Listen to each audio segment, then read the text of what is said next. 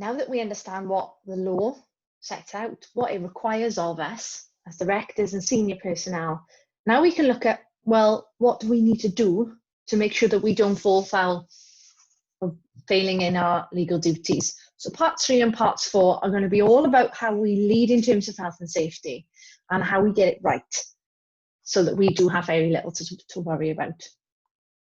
So as part of part 3, we're going to start off with a quote from the Institute of Directors, which says that health and safety is integral to success. Board members who do not show leadership in this area are failing in their duty as directors and their moral duty and are damaging their organisation. That's quite a strong quote. That's quite a strong message. What it's trying to say is that individuals who are in a position of leadership, leading their business, in the same way that you should lead your business to improve, to be better, to be the best, you should also lead health and safety in the same way. And we're going to talk about how we do this and how we be more effective as leaders as part of part 3 and part 4. So it talks about leading health and safety. So i.e., as directors and senior personnel, you are leaders. And we've got a little exercise that I want you to have a little think about. And I want you to jot down your answers, which we'll discuss in the interactive workshop later on. So the exercise is asking you, what are the qualities of a good leader? Do you think that a leader is someone who lights a fire in people compared to a manager who perhaps lights a fire under people? Do you think a leader is someone who creates innovation and encourages people to lead? Do you think that a leader is someone who has good influence? So as part of this exercise, I want you to think of someone, not necessarily in your workplace, but someone who you respect and are inspired by in terms of a good leader. I want you to also write down what you think their qualities are that makes them a good leader. So as part of that exercise, identify what are the qualities of a leader that you are inspired by. And then I want you to also have a little think around, do you have any of those qualities? So identify any of them within yourself and your leadership style. So we're going to park that question and we'll pick it back up in the interactive session.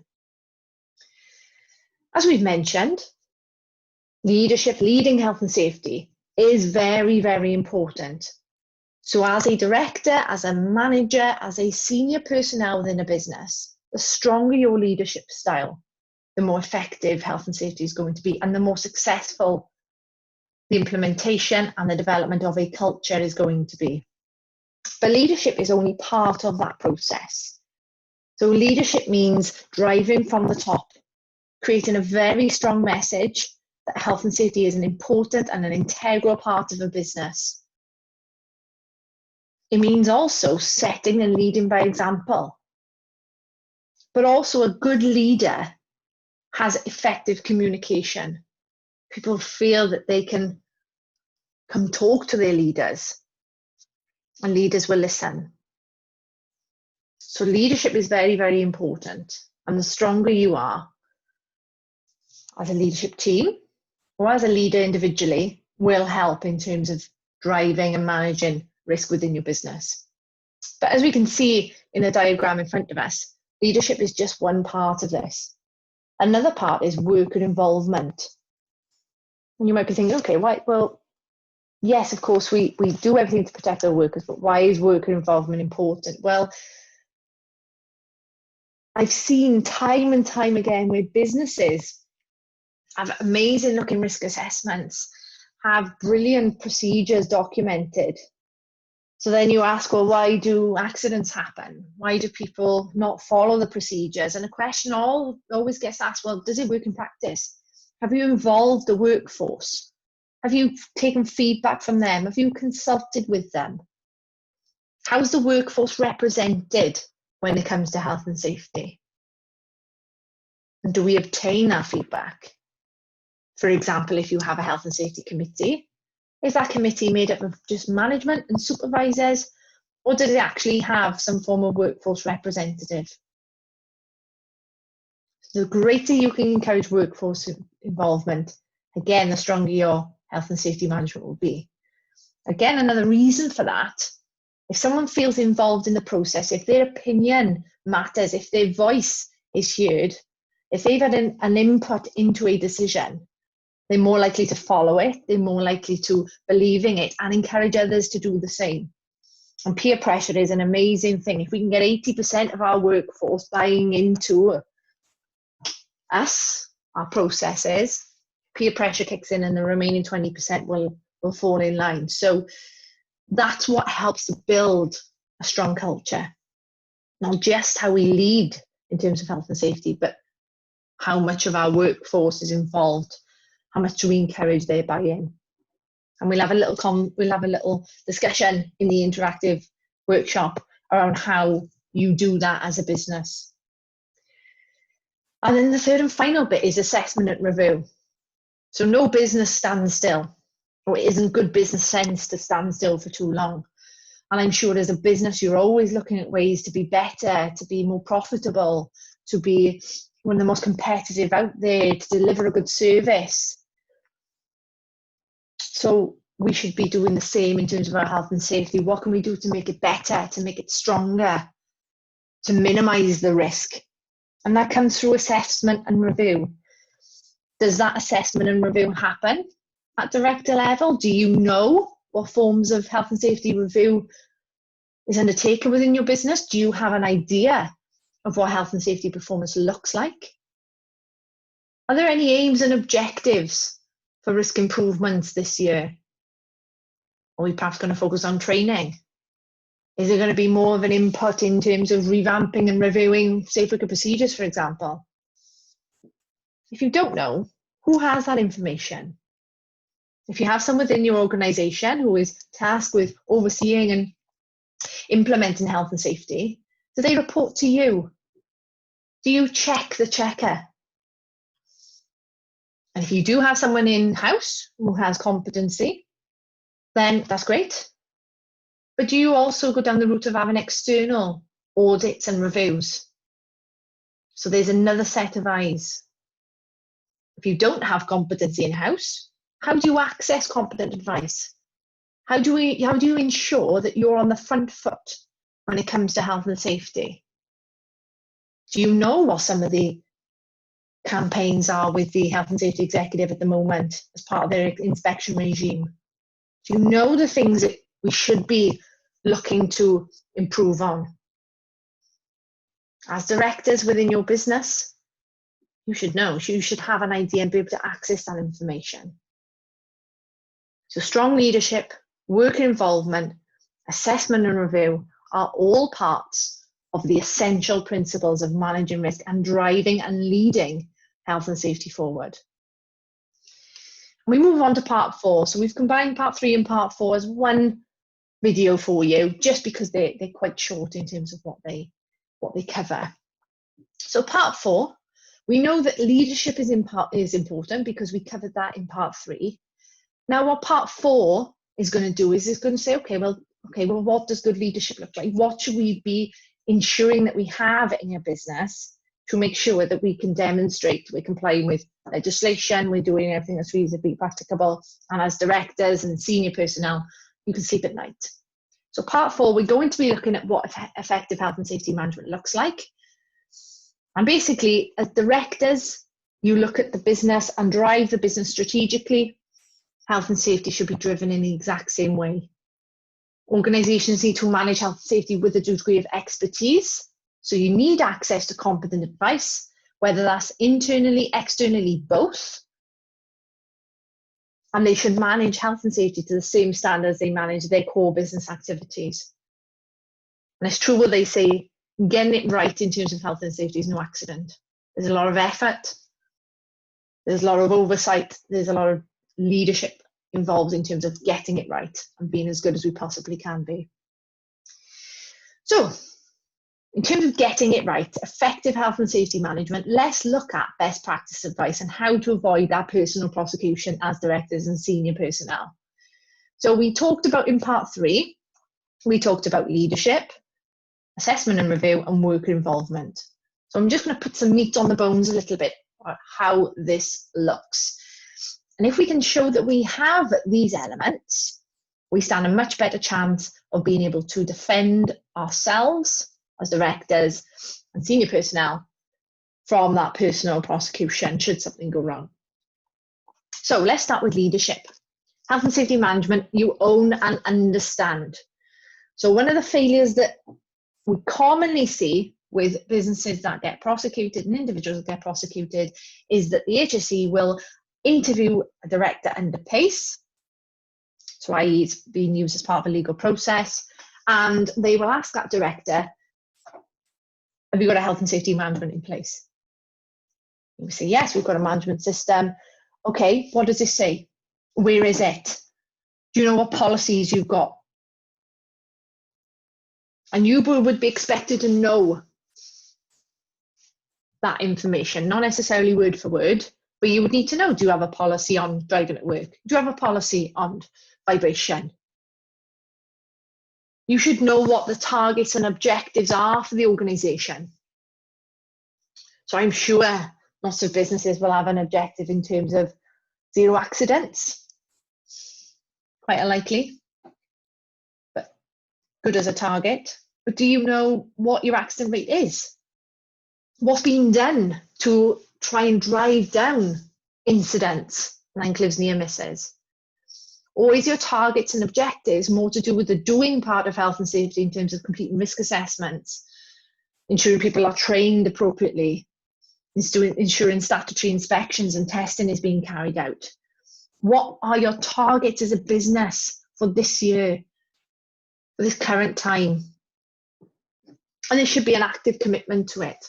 So do you have a director who takes more of a lead when it comes to health and safety? Do you have someone championing it?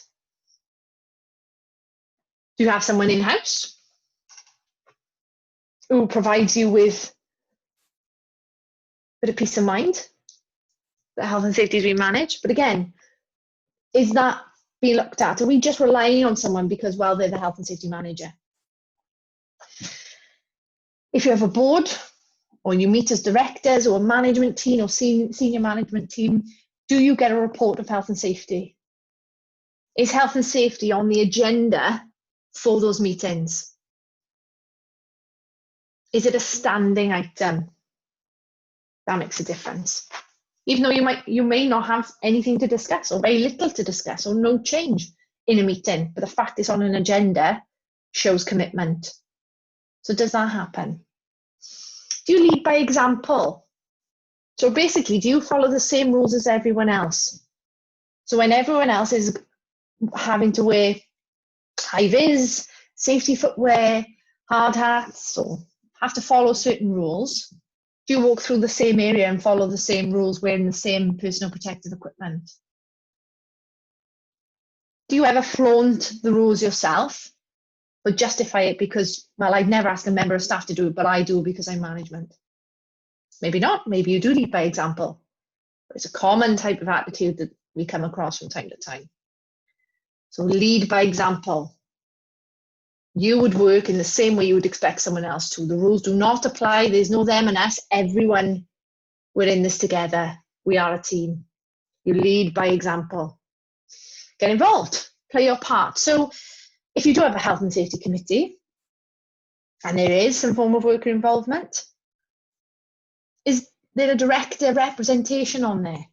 Or every now and again, does a director sit on the health and safety committee? Seen as getting involved. Same applies to training. If there's training that applies, have you undertaken any health and safety training, especially if you're the director for health and safety? The more visible you are within the business, the more you're seen as being part of the team, the more people will buy into you and your leadership style, and the more the people will follow you. Do you have an effective form of communication? It's obviously, we're looking at this from a health and safety perspective, but also from a general sense. Do you come in the morning and you just walk straight through and head straight to your office without saying a word to anyone? Or you're the sort of director or senior manager who will say, hello, good morning, how are you? Make an effort. You'll already be perceived as being in a position of power because of who you are and the position that you're in.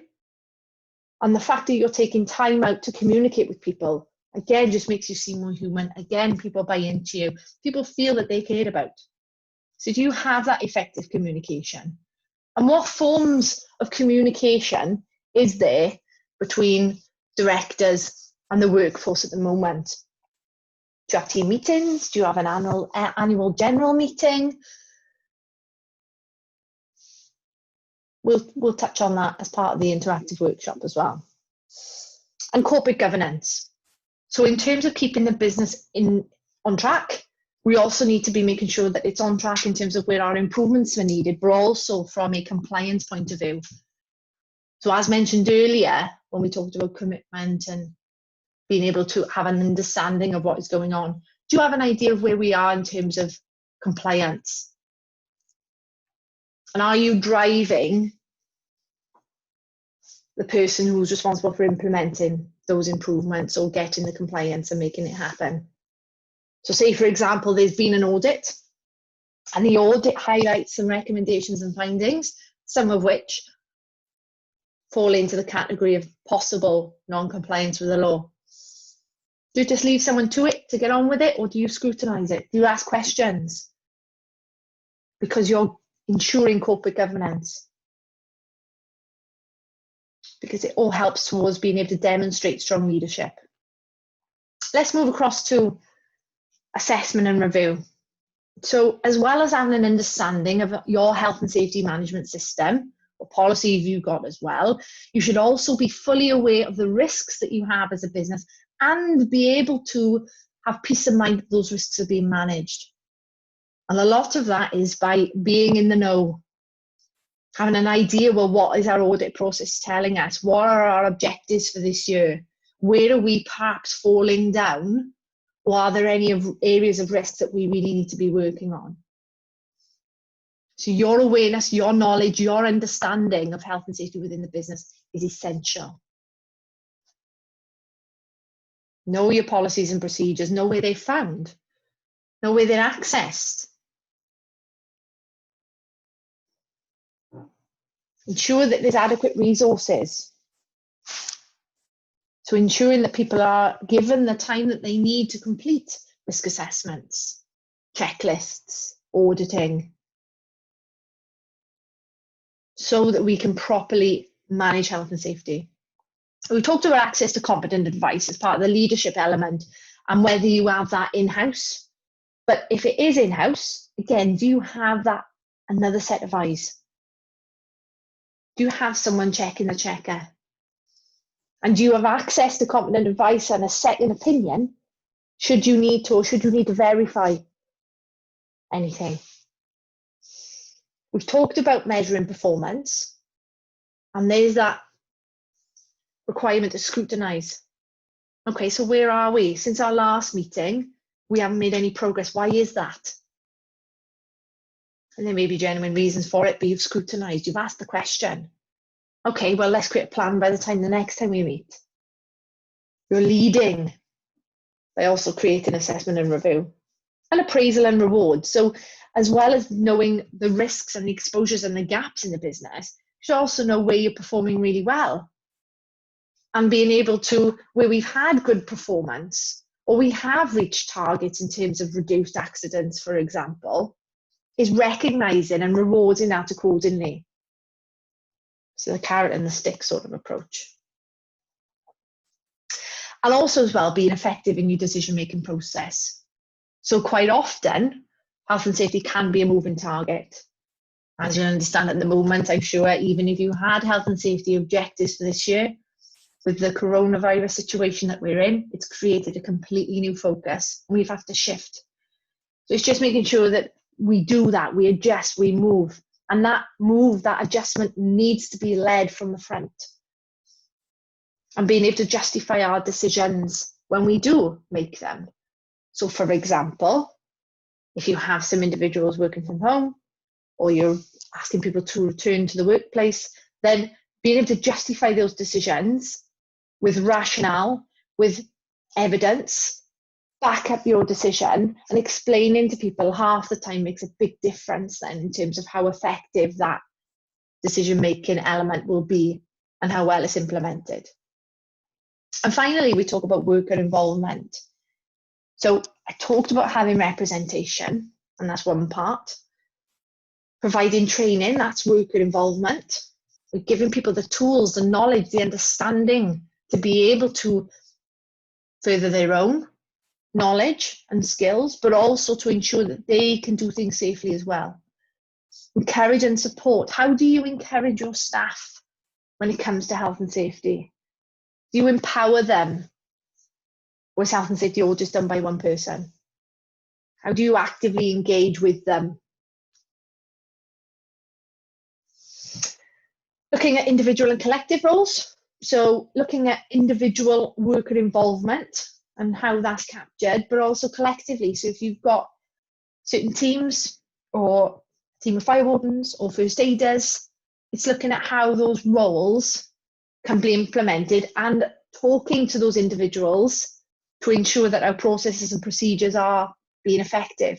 So for example, if we have a fire evacuation drill and our fire wardens are doing their job, what we should be doing as well is having a meeting after the evacuation to have a bit of a debrief. How do we feel it went? Or did any of the fire wardens experience any issues? Is there anything we could do better next time?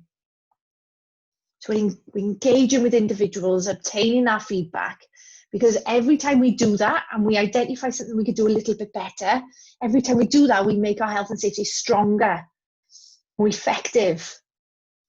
And this will often be an ongoing and evolving process.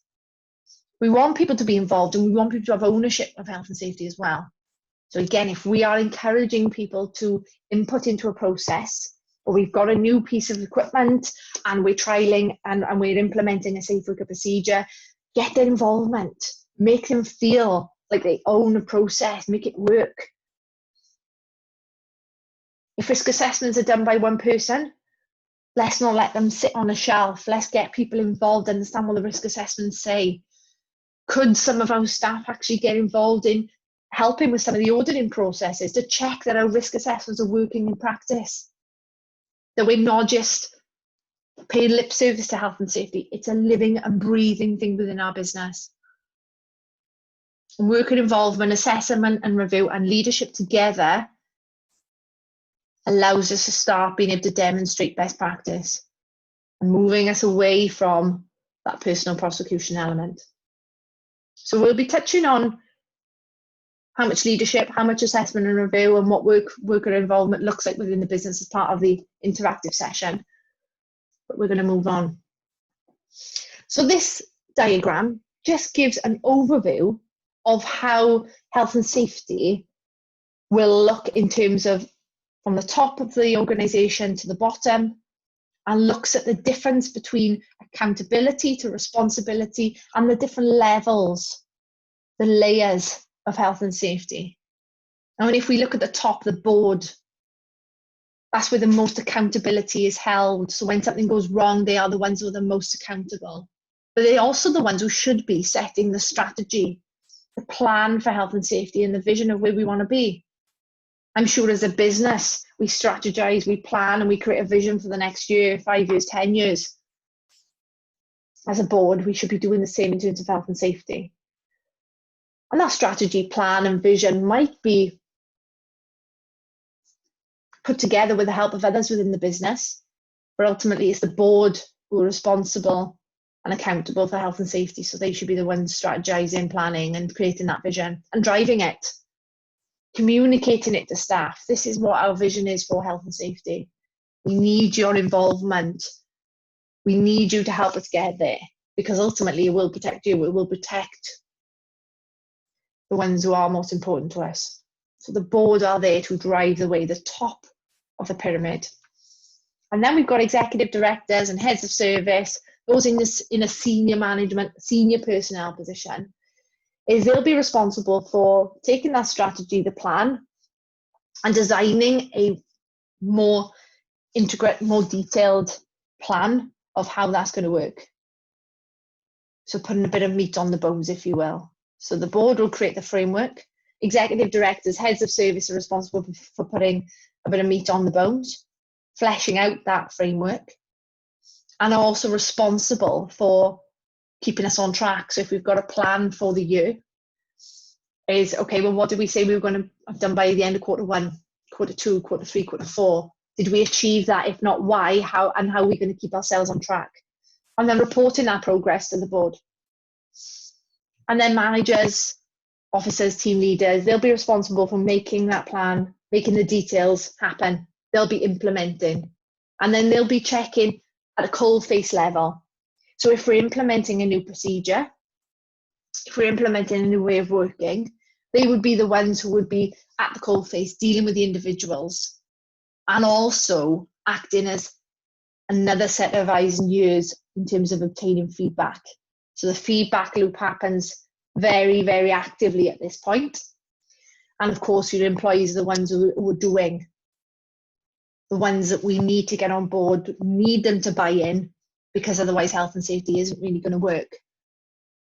If health and safety is a dictatorship, that only gives you so much.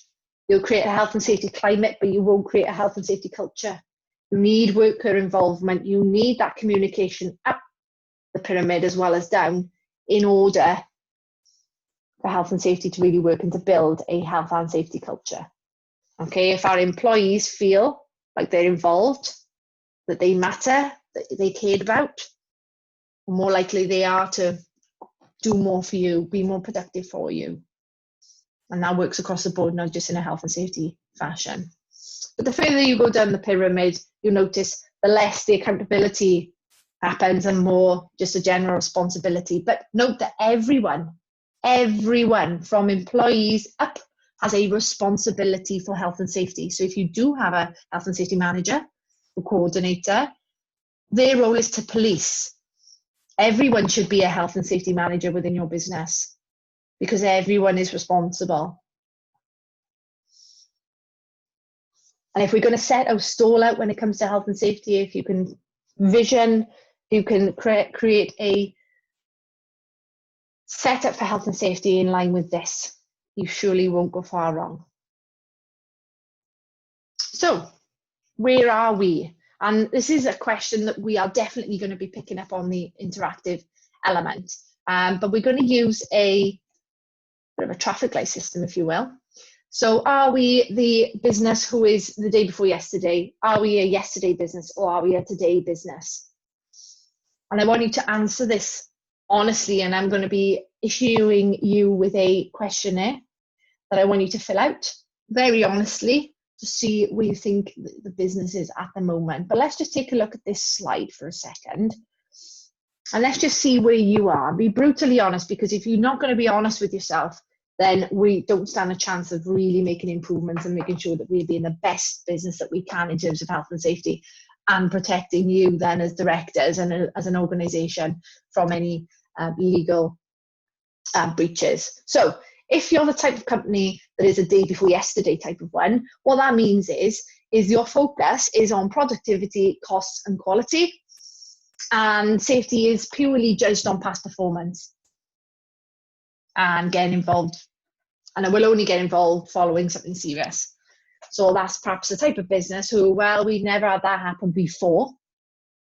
Very common term, very common line that I've come across over the years. It's never happened before. Looking back, perhaps only being reactive when it comes to health and safety, seeing that health and safety has a cost implication. Are you that type of business? Or are you a yesterday sort of business? Are we in the yellow? Where safety is a priority, but it's always productivity as well as quality. There's a reliance on specialists. So you've got some systems, some procedures, and you've got supervisors, team leaders that are there to enforce those. Are you that sort of business? That, yes, you're active, and if your competent advisor or your specialist tell you to do something, you'll do it. Are you that sort of business? Or are you the business that actually puts safety on a pedestal in line with costs, quality, reliability, where safety is integrated. So when we look at the cost of perhaps delivering a training course, are we then also weighing up, well, what do we do if we don't provide it and an accident happens? And actually, surely it's cheaper to go along with the safety cost than what it could cost us in the long run. Are you that sort of business? Are you a business that integrates safety with quality? So when you have safe operating procedures, from a quality perspective, do they include safety measures? Or do you have safe working procedures that sit along your safe operating procedures from a quality perspective? And do you look at safety from a reliability point of view as well? So if there is downtime needed for things like statutory inspections or maintenance, are you seeing that as a vital part to make sure that you remain reliable, remain operational in a safe manner, so that we're being preventative of accidents and injuries? Are you the sort of business, a today business, who ensures that their policy is followed and there's a plan, there's a vision? We know what that vision is, how we're going to get there, and where we're going. We've got a roadmap. So what sort of business are you? Are you a today business? Are you a yesterday business? Or are you a day before yesterday? Or are you a bit in the middle? We'll touch on that in the interactive session. There is a format and a process that the Health and Safety Executive, the HSE, has produced under HSG 65, which is a guidance element, that if you want to be able to demonstrate as an organisation and as a director that your health and safety management is effective, and to be able to show that you are working in line with health and safety law, then by following this process, Plan, Do, Check, Act will help you to get it right from a health and safety management perspective. I'm just going to go through Plan, Do, Check, Act briefly with you. And again, we'll have a chat around how this works and how it's implemented in your business as part of the interactive session. But Plan, Do, Check, Act. So let's start with plan. Okay, we don't know where we're going unless we have a plan. Okay, now a plan will be derived from your policy, your areas of risk. And as part of the annual review of your health and safety policies, we should also be looking at how are we performing with those policies. Where is our focus going to be? What do we need to do to ensure that we are working to what our policies say? And we create a plan of how we're going to do that. That plan should be set out in a strategic manner, Q1, Q2, Q3, Q4, or for the year, or monthly, however you see fit. But establish a plan.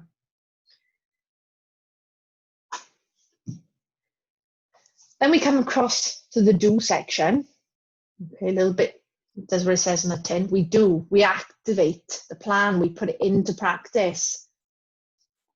We look at the plan and we say, okay, well, let's prioritize our risks, because we have all these things we'd like to do, but we need to start somewhere. So let's prioritize them. Let's profile those risks. Let's start with the ones that are higher risk from a health and safety perspective, higher risk from a health and safety, from a business PR. Let's get those risks prioritized, the ones that are going to make the biggest difference in terms of health and safety. And then get organized. So again, organized means identifying a responsibility, a roles and responsibilities procedure. Who is going to take what actions? Who's going to make sure the plan is being actioned? All the way through from an oversight to the actual doing. So let's get organized. Let's get our team together. Let's make sure everyone knows what position they're playing so we can play the game. And then we implement that plan. We make it happen. And that's great. But what may happen is that work gets in the way. You may have peaks and troughs in your business where, unless we are checking progress on our plan, things may fall away slightly. So we need that scrutiny. We need that measurement of performance. And it's important that as directors, you know where we're at. How are we progressing? How are we performing? And if there's anything that we've identified in this check-in process that needs to highlight any extra actions, what do we need to be going into review? What do we need to perhaps spend more energy on, more resource on, so that we can then possibly go in and reevaluate the plan and we establish what we need to do, and we check that it's happening and we act upon anything that needs to be. And acting as well isn't necessarily just acting upon the things that are wrong or the things that need to be improved, but acting can also be, that's where that recognition comes in. That's where that reward, highlighting good performance comes in. So act is a double-edged sword in that sense. It's a positive and a striving for improvement one. And this is a continuous process. Okay, so at the start of this year, we may have started with a plan, and we started to get ourselves organised, get our team together, and then, end of quarter one hit, and we've got a complete change. Game plan needs to change because coronavirus has come in. So the plan changes. Okay, so what do we now need to do to make sure that we are protecting people, because now we have a quite serious and imminent risk that we need to make sure that we're managing. We identify what's needed and we implement that. Important that we're checking, are those implementations working? Is the plan going to plan? Get the involvement at this stage. Audit at this stage. And then if we need to review, if we need to tweak, we can do that and we can feed that back into the plan. And if we can demonstrate that we have these elements, then we have a good chance of showing that we have a effective health and safety management system. And let's just relay this back a little bit to the leadership, the worker involvement, and the assessment and review, because they all fit in here. Okay, leadership happens at all of these stages. Leadership may be more focused in the plan because you'd be the ones driving it, signing it off, being happy with it. You would certainly oversee and want to know what the plan is. And you would certainly want to know what progress looks like. And then I think your role does come back in here in a little bit more, with a little bit more effort and a little bit more involvement, because you may be the one stipulating what action needs to be taken. You might be the one who is assisting with producing feedback, recognition, reward, and then feeding that back into the plan. So leadership of health and safety and an effective health and safety management system dovetail together, they work together.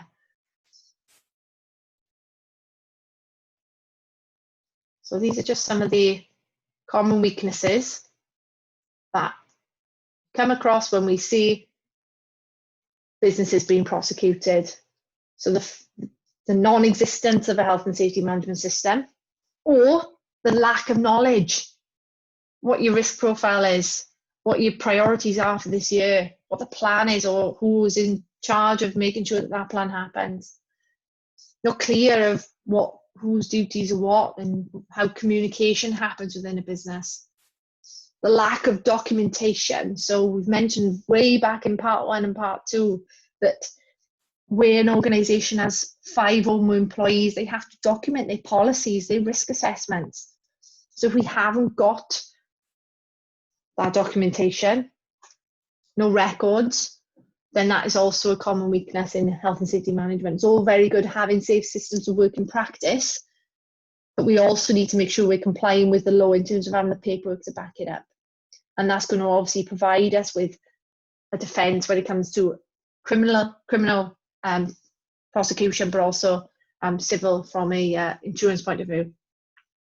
Inadequate risk assessment. So some of the common weaknesses and failures that we see around risk assessment is the competency of the person who's written it. So what competency levels do you have within your business for the people who are writing risk assessments? And then, as I mentioned earlier, having a written risk assessment isn't the end of the process. It needs to be implemented. It needs to be enforced. The amount of organisations that get prosecuted either criminally or civil sometimes come back down to, well, the risk assessment said that that person needed to wear hearing protection, for example, or needed to wear gloves, but no one enforced it. Ah, well, they're there if they want to use them. No. If your risk assessment states that PPE must be worn, you've specified what that PPE is, that is a rule. And we need to enforce that rule in the same way that you would timekeeping. If your staff start at 9 o'clock in the morning and someone keeps rocking in at 10 o'clock, you would decide to address that because they're breaching their rules. Health and safety should be no different. Competency is a big element of a weakness.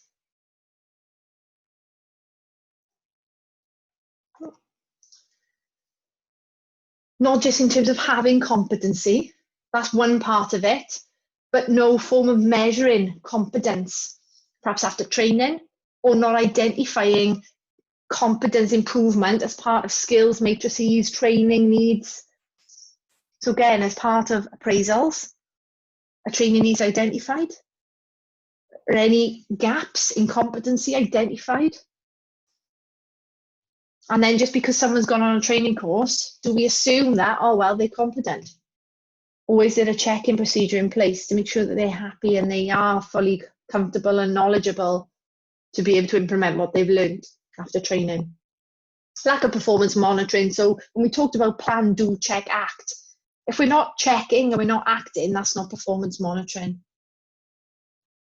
If we don't look at our accidents, we don't investigate them properly, we don't learn from it, if we don't have performance indicators, if we don't know what our health and safety performance looks like,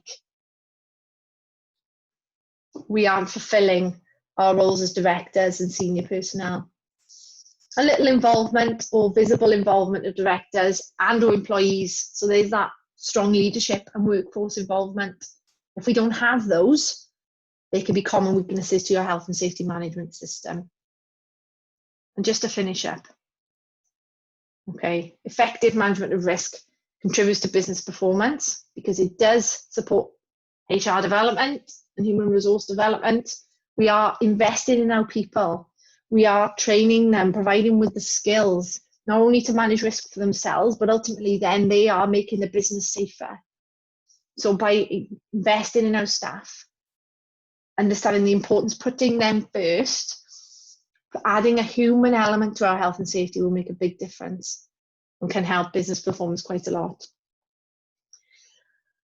It's important that a health and safety management system does what it says in terms of achieving best practice, because then what will happen is we will achieve legal compliance as a minimum.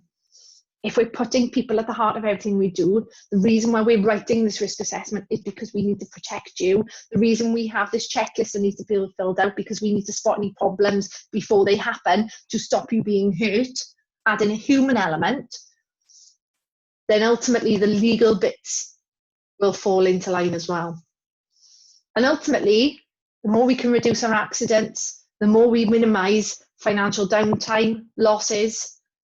Plus, if our health and safety is pretty good, people buy into it, the less likely someone is to report you or complain to the HSE, which means that a health and safety visit could take time, take resource, and as we know, ultimately have cost implications as well. But good health and safety is good business sense, and it can help with service delivery, productivity, where people feel protected, they don't feel at risk. I mentioned way back in the beginning that 80% of all accidents are caused by some form of management failings. A failing in that process of plan, do, check, act. Do we have strong leadership? Do we have worker involvement? Do we have a process of assessment and review?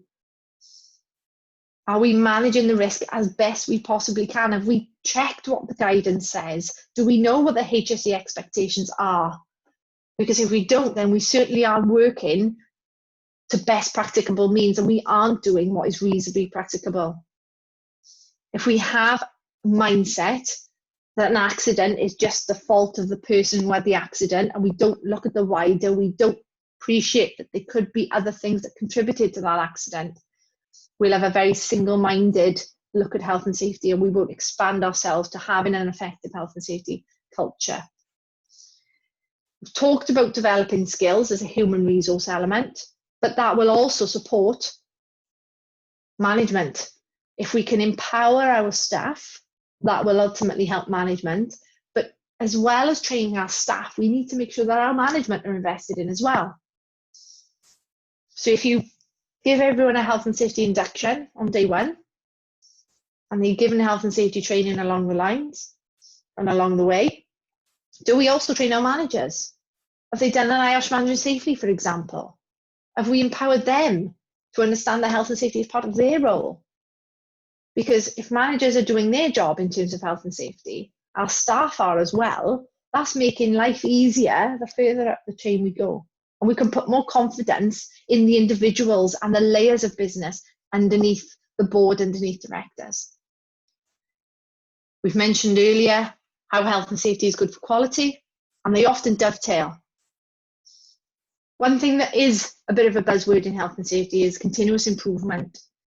So any enforcement officer will be appreciative that health and safety doesn't happen overnight. It's a race that we'll never win ultimately, because we're always finding ways to be better, whether that's from a HSE advice or it's an industry standard. There's always things that we can be doing better. And the landscape of health and safety is always changing. I mentioned in part 2 how the health and safety executive and environmental health are focusing on the health in health and safety. Yes, safety is being looked at, but there's now much of a focus on health. So are we moving in that sense? Have we got a plan? Do we know where our gaps are? Do you know how we're performing when it comes to health related matters? And how can we continuously improve? What we want to be able to do as directors is to be able to look at our health and safety performance and know that this time last year is where we were, and these are the improvements that we've made since. And from here till this time next year, these are the improvements we plan to make. And I'll pick up any questions that you have as part of the interactive session. Thank you very much for listening, and I'll speak to you soon.